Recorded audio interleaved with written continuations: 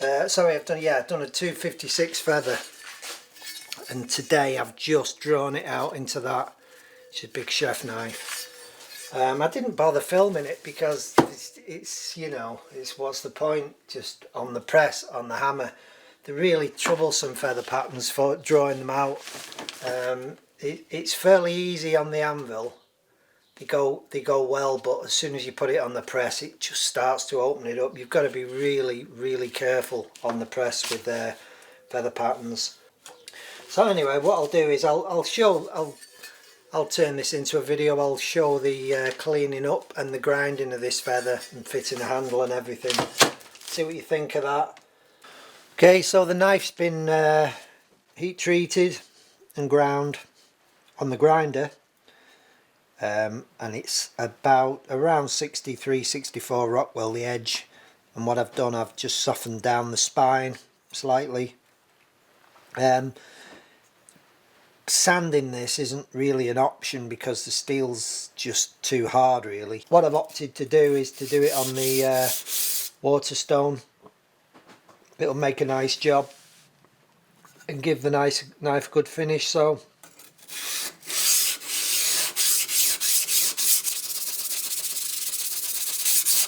I'm doing a convex grind on it. Well, I'm giving it a convex edge, so the whole thing is running in onto that edge.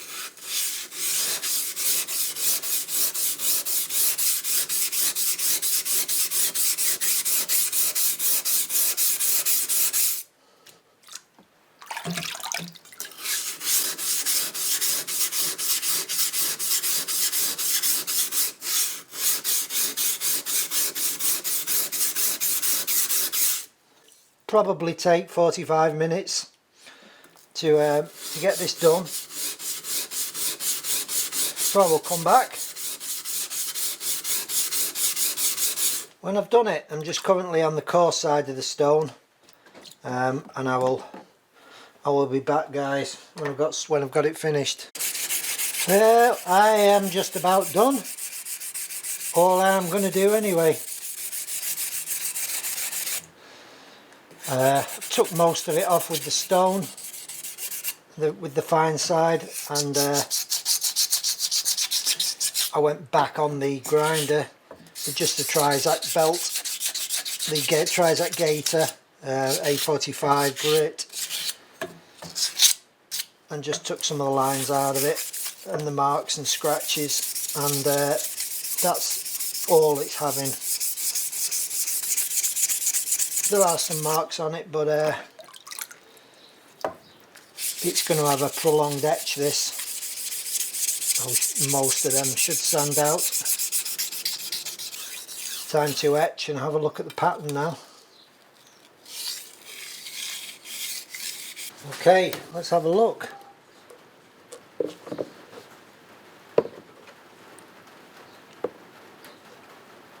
Can you see how the edge is darker?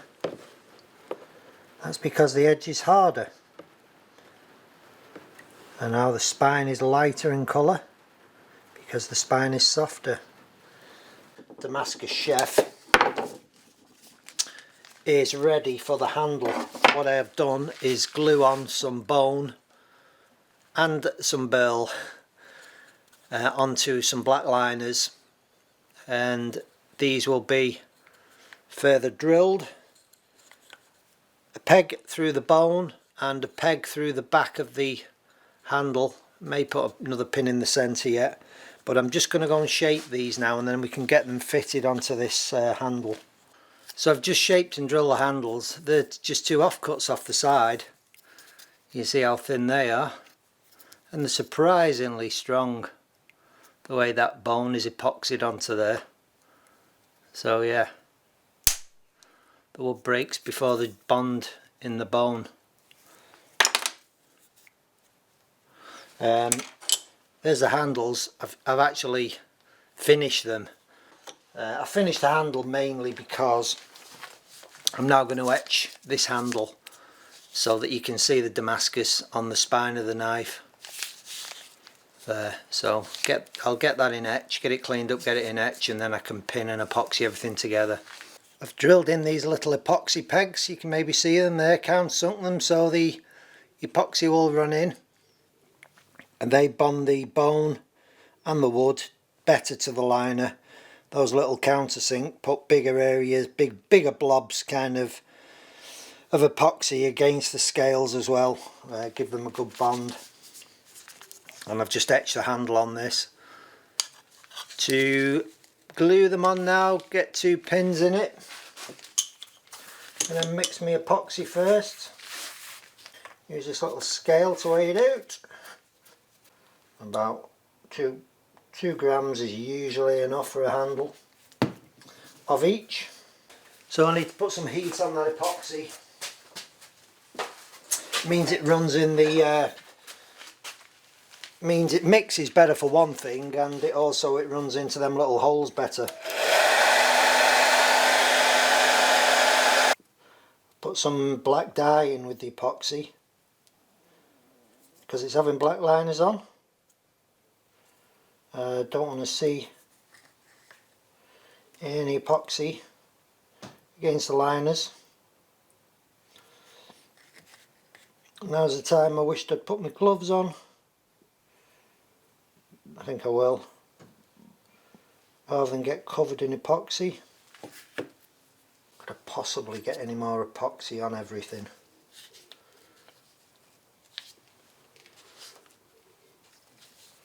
Possibly, but I don't know how. Right, that's it.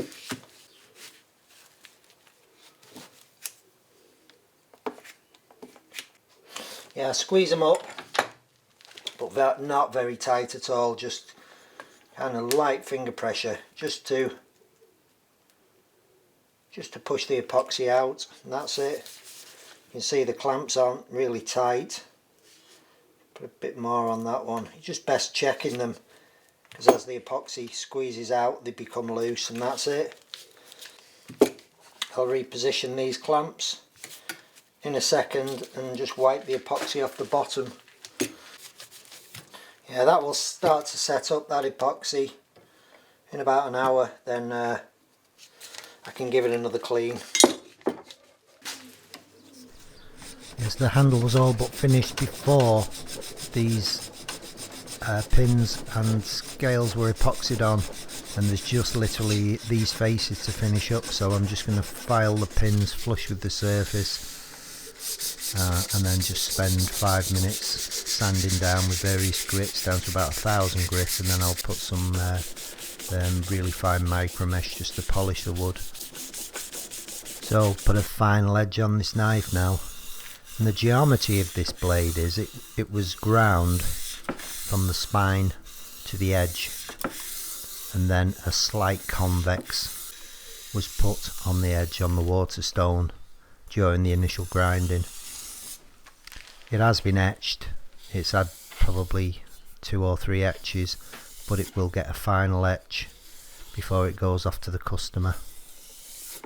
I'm just stropping it now, that because the edge is so hard, 63 Rockwell, the burrs are not easy to break off, so it just needs constant stropping and just checking. The best way to check if you've got rid of the burrs is to just pull it through some really thin paper, and that'll tell you, if there's any burrs there. It's just catching in a couple of places, and that's why I do it, really, just to check to see where they are. If it'll push through paper in one spot, it's pretty sharp.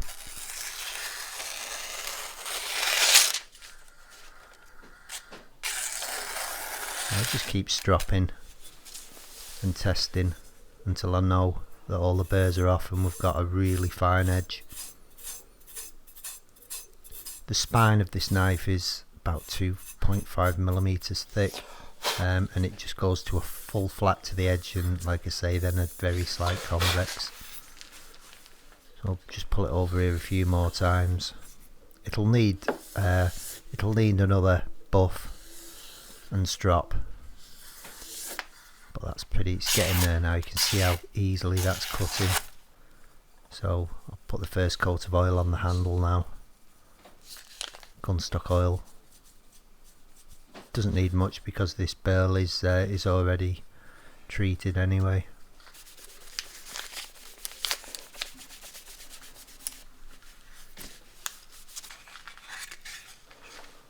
Yellow pine slip just to put it in, which I will further coat black paint. Give it a test.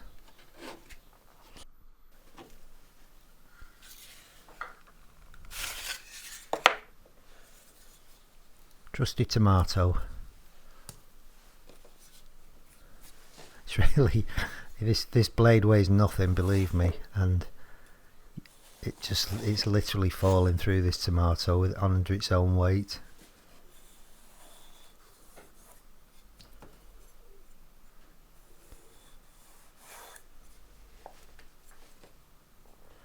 This slice is so thin you can see the pattern of the blade through the tomato.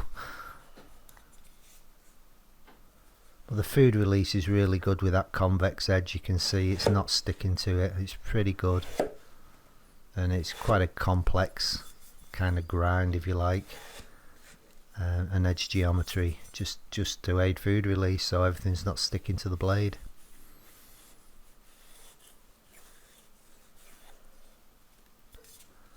And there, we just need a final etch now, and it'll get etched in coffee. One last etch and then a strop, and it's done.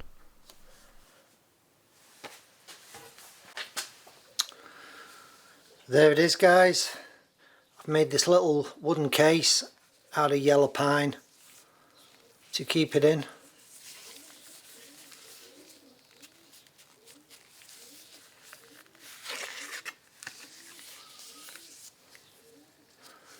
This really is sharp.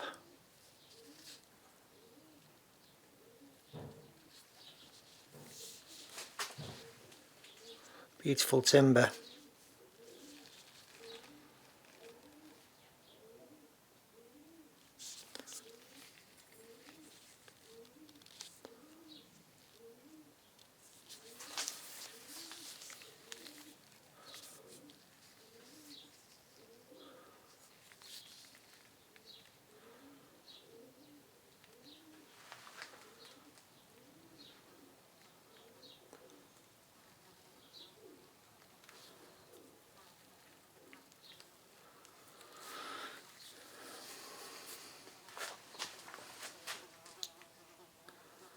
Yes, one stunning, very, very, very sharp knife indeed. And the balance on that is right there, right where you need it.